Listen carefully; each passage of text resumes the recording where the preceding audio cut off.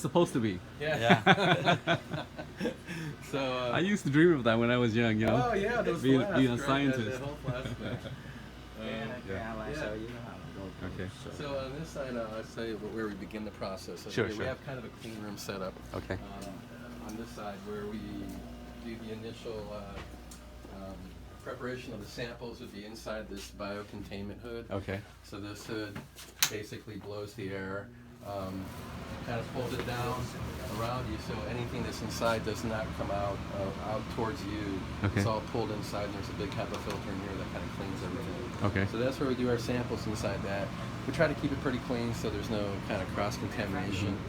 And we don't have a huge space, but this is where we prepare the initial reagents. Okay. So the initial reagents are prepared, which will do the PCR part. Okay. That also has to be clean. So we keep these in isolated here. So there's things that we keep in here that we do not, actually move outside. So there's stuff that's actually in this room only and nowhere else. Okay. Because the source of the contamination is at the end of the assay.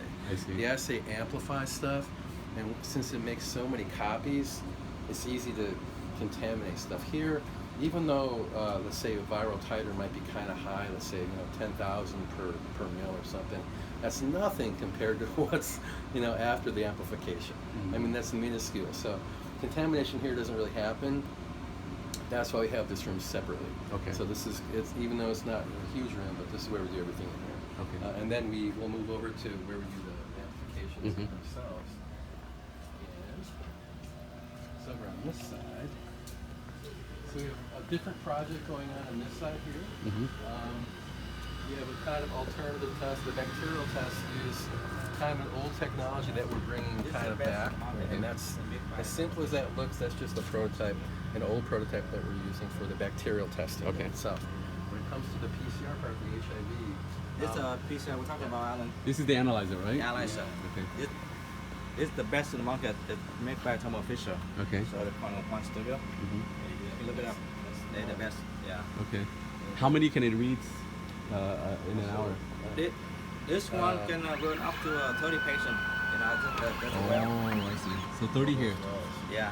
That's 96 well. This is where we shake the plate, but these things come in one piece basically, and then it goes inside here like so. Okay. And then you put the sample blood in here? Yeah.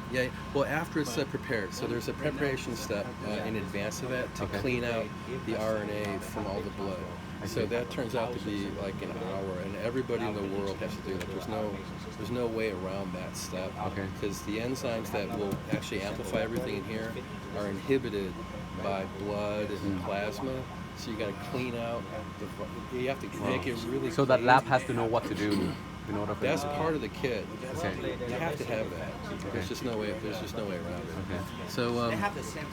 everybody has to do it. So, but then once you have that done, then it goes into these small plates. It looks like water. If you hold it up to the light, it just looks like water. Okay. And you put it in here. You close this up, and this is called the thermocycler. Let's see here. So this is a thermocycler. What this does to make the amplification part work. So we have things that are called probes that detect the presence of the virus sequence if it's actually in the sample. Okay. But in order to do that, in order to make that probe actually work, where the machine can see the light from it, because there's like light molecules attached to that thing, you have to amplify up the sequence a lot. I mean, like kind of like a billion times. Okay. So you start with 10 copies, 100 copies. You end up with a billion copies at the end. And so you need to do that because that's the probes need that much material to actually be detected. I'll show you. Okay. Here's a question I have. Yeah. So, let's say the kit people love it, government love it, hospital love it. So they need to buy this machine in order to analyze it, right? So they probably don't have it in Asia right now. They have No, they they have have it. it. They do. Oh yeah. They have it. Yeah. Even They have this? Oh yeah. but not this machine. Well, these have been out a couple years. Yeah. So they could have. They could have They it. could have, Or but they if they have don't have, they can buy it. You can Yeah, buy they it. have analyzers. But they have about Cheaper. 20 different analyzers. Yeah. Some of Okay. them cheaper, I see.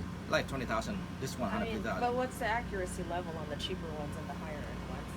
Is there a difference? You know what you pay for? What you get? Yeah, What you get. for, right? Well, there's Some. there's some, but there's also levels of FDA compliance that Yeah. the machine and the software that the No machines have. have.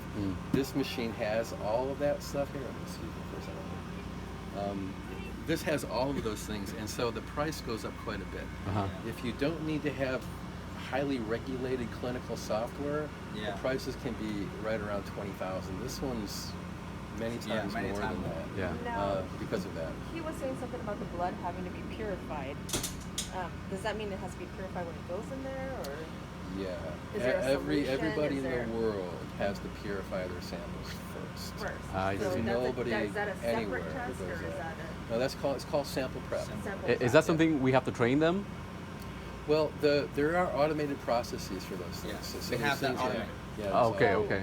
I missed the whole thing. Yeah. I'm sorry. So There's- when they there's automated extract, processes. when they extract Yeah. the blood Yeah. and they're getting ready to prepare it, Yeah. does it have to be in some kind of, like when you send other samples out to the lab, you have to have it in gel or certain things. What does this? Well, the viruses are stable in plasma, so people can just let the blood settle, and so you collect the plasma. In the case of HIV, right? So they just put the blood on a desk. On the desk. The blood cells. So it's not like within a few hours the virus can leave the No, blood the viruses are stable inside in the plasma, just Okay. sitting there. They don't do anything. So they don't need They're anything, inert. any Yeah. other fillers or anything. They don't like need that. stabilizers. No. What does need stabilization is once you isolate the RNA. So RNA and DNA are very similar, Right. but the one huge difference is RNA is very fragile. Right. So RNA, you have to have some pretty good stabilizers to make sure that stuff doesn't disappear out of it. Okay. So that's part of the sample